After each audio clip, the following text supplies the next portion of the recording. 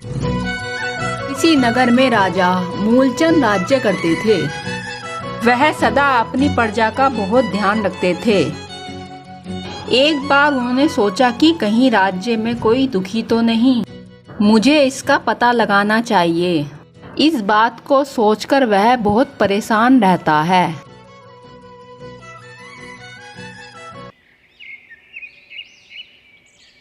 अगले दिन वह अपने मंत्री के साथ भेष बदलकर राज्य के भ्रमण के लिए निकल जाते हैं और फिर वह अपने राज्य में भ्रमण करने लगते हैं। कुछ दूर घूमने के बाद उन्हें रास्ते में एक बड़ा सा पत्थर पड़ा दिखाई देता है। रास्ते में पत्थर को देखकर राजा मंत्री से कहता है, यह क्या मंत्री जी, इस रास्ते पर यह पत्थर कहाँ से आया? जी महाराज, आप कहो तो इस पत्थर को मैं अभी रास्ते से हटा देता हूँ। नहीं मंत्री जी, हम देखना चाहते हैं कि इस पत्थर को रास्ते से कौन हटाता है। हम खुद उस पेड़ के पीछे छिपकर देखेंगे कि इस रास्ते के पत्थर को कौन नेकदिल इंसान रास्ते से हटाएगा। फिर राजा और मंत्री दोनों ही पास के एक पेड़ के पीछे छिप जाते हैं और किसी के आने का इंतजार करते हैं। कुछ देर इंतजार करने के बाद वहां से एक आदमी गुजरता है और उस रास्ते के पत्थर को देखता है। पत्थर को देखकर वह वहां से निकल जाता है। राजा और मंत्री दोनों यह सब देख रहे होते हैं। कुछ देर बाद फिर वहां से एक औरत गुजरती है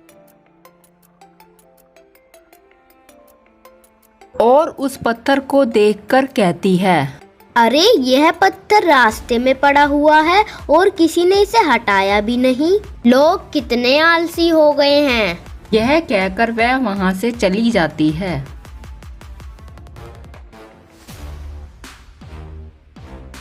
और राजा मंत्री ये सब देख रहे होते हैं। कुछ समय बाद वहां से पति पत्नी गुजरते हैं और उस रास्ते के पत्थर को देखते हैं।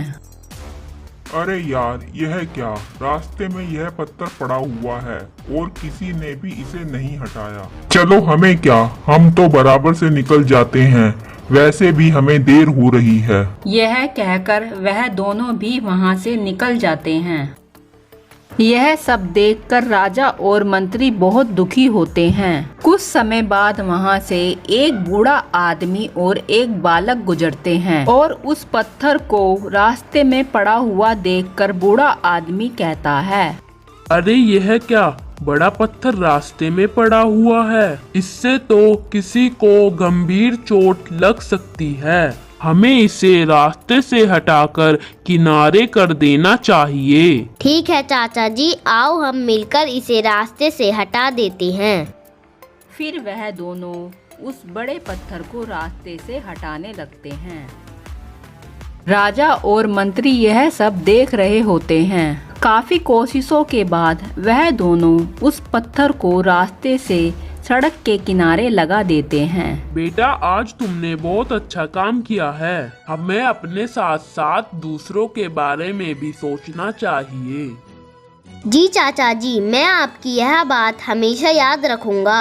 तभी राजा और मंत्री पेड़ के पीछे से निकलकर उनके पास आ जाते हैं और कहते हैं, सुनो मान्यवर, मैं इस राज्य का राजा मूलचंद हूँ और राज्य में भ्रमण पर निकला था। मैंने रास्ते में यह बड़ा सा पत्थर देखा और यह सोचकर उस पेड़ के पीछे छिप गया कि देखता हूँ इस पत्थर को कौन हटाता है। ना जाने यहाँ से कितने आदमी गुजरे होंगे, पर सबने इस रास्ते के पत्थर को अनदेखा कर दिया और किसी ने भी इस पत्थर को हटाने की चेष्टा नहीं की।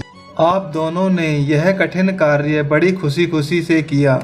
आपकी इस परोपकारी भावना से हम प्रसन्न हुए और आप हमारे साथ राजमहल चलो, हम आपका वहाँ सम्मान करना चाहते हैं। जी महाराज, यह तो हमारा फर्ज था। फिर वह सभी राजमहल पहुँचते हैं और राजा उनका सम्मान करके उन्हें इनाम देकर विदा करते हैं।